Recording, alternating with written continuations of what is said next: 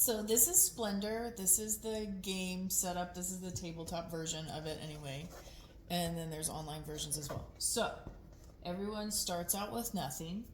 The idea is to earn prestige points by taking these tokens, which represent like raw gems, and turning them into refined gems, which is represented by these cards, and then the cards will have a point value on them, and these are your prestige points. So the first person to get 15 prestige points wins.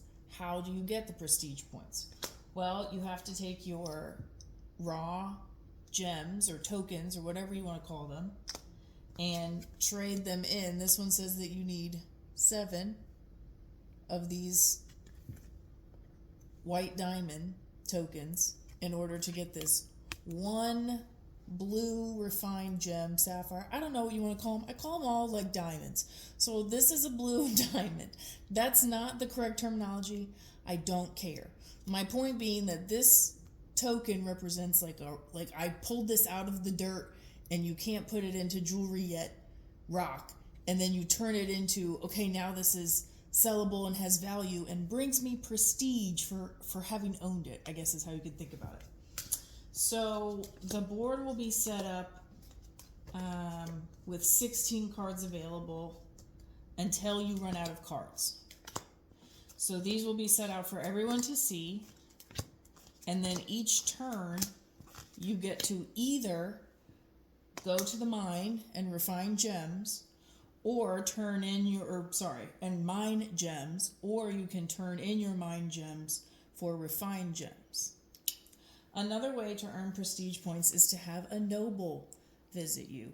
A noble will visit you if you have 4 brown diamond cards and 4 white diamond cards. This noble, worth 3 prestige points, will visit you automatically and does not cost a turn. So at the end of your turn, if you just happen to have those things and you are the first player to achieve that, you just have this and get those points. There's a set number of those on the board as well. So that's another way to earn points. So each turn, you start with nothing. You are poor. Everyone is poor. It's very realistic. So each turn you can either take 3 different gem colors. So I can take 1 green, 1 brown, and 1 blue, and that would basically be the end of my turn. Or if there's 4 or more tokens left in the stack, you can take 2 of one color. So instead of taking 3 tokens of different colors, I can take 2 of one color. Another thing that you can do is, I haven't talked about these. These are, it's kind of like a wild card. So let's say you really want to buy this card. And in order to buy this card, you would have to trade in 6 raw gems. That's a lot. It's very unlikely that you will have all 6 of these tokens in front of you at the same time, especially since you're only allowed to have 10 tokens in your possession at one time. So you can say, all right, I'm going to save up discount cards, because once I have this refined gem in my possession, I can take a discount off of this. So if I have one of these cards already in front of me, I purchased it, I paid the 2 red rubies and the 1 brown one, and I got this card. If I want to buy this card, which costs 2 whites, 2 blues, and 1 red, I would only have to have 1 white token because I already have, I'm calling it a discount card, but basically I already have that refined gem, so I don't have to come up with a raw gem for it, which is very handy. But let's say like you only have 3 white diamonds in your hand and you want to get this card and you don't want anyone else to take it.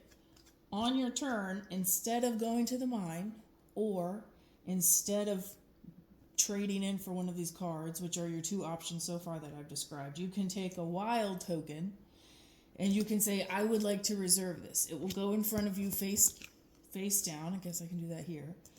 And you're like, okay, I'm going to hold on to this. No one else can buy it now, but you don't get the benefit of this diamond discount until you trade in those 6 tokens or discount cards. You don't have to trade in the cards, but you have to have them in your possession. But once you're able to do that, you can flip this over and have it with you. Now, before you ever do that, so I reserve this card. I want to put this in my hand, and I'm My hot little hands are going to buy this eventually. It doesn't have to be now. You can have up to 3 cards on reserve at any given time. There is no penalty at the end of the game if you have reserve cards. You don't have to trade them in or anything. You just don't get the points. You won't get the points for it if you haven't activated it. So the benefit is, okay, let's say, one, I want to reserve this card to keep other people from buying it because I'm a jerk. That's one strategy. Another is maybe I would like to put this card on reserve because I want to buy it. A third strategy is now I have this wild token, which I can use at any time. It does not have to be in relation to the card that I reserved. So I have now reserved this card, blah, blah, blah. It can sit over here for eternity, but I can trade this in, and it counts as any one of the colored tokens. So this yellow wild card can be anything on here, but only represents one. So it could be one of your reds or one of the one brown that's required to purchase this. That's basically it. Is you can either do one of those 3 things. You can go to the mine, you can buy refined gems, or you can put a card on reserve and get a wild token. That's what you do, and then your turn is over. The noble happens, it does not count as a turn. When you obtain whatever is required, so if you notice, these are rectangles as compared to the cards which have circles. So you can use tokens for the circles, you have to have cards for the squares. So once you have 3 brown cards, 3 blue cards, and 3 white cards, you will automatically get this noble, which counts towards your prestige points. That's basically it. There are a limited number of cards, so once they get bought up, that's it. They go in order. The green is the easiest one to purchase. It usually has the lowest purchase price. Not many of them have any prestige points on them whatsoever. It will just be the discount of this. So another good example, let me finish my thought. And then at level 2 and level 3, obviously this costs a lot more in tokens, but you also get 3 prestige points in addition to that green gem. So there's benefits to buying the higher tier cards. Let's say, for example, that I have already purchased this diamond. So I paid the 2 blues and the 2 browns to get this diamond. And I also got this diamond. So I just have these 2 diamonds in front of me. What else do I have in front of me? I'm also purchased these 2 cards. So let's say these are my hand. I have 2 white refined gems and 2 green refined gems that I've purchased for all of these things on the bottom of the card. These are basically now in my permanent possession. So now that I have these 2 white and 2 green gems, this card, which cost 2 white tokens and 2 green tokens, is essentially free to me because I have a discount for everything that the card requires. So on my turn, if this is my hand, I can just pick up this card and add it to my hand. It hasn't cost me anything. I already own the refined gems that cost the tokens for this, so I just get to have it. I like to call that having a free. It does count as your turn, but it is a great way to build up your gem inventory. Most often the way that I've seen people win is a combination of getting the nobles and getting the higher value cards with the prestige points on them.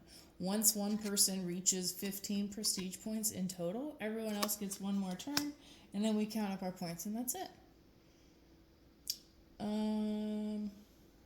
I told you about that you can take 1 of 3 different colors, not including the wild. So you can take 1 of any of these 5 colors, 3 of them.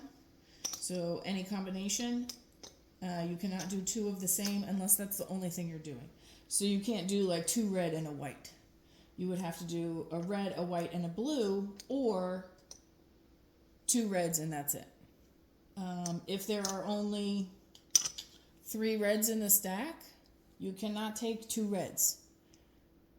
You can take 1 and you can take 2 other colors.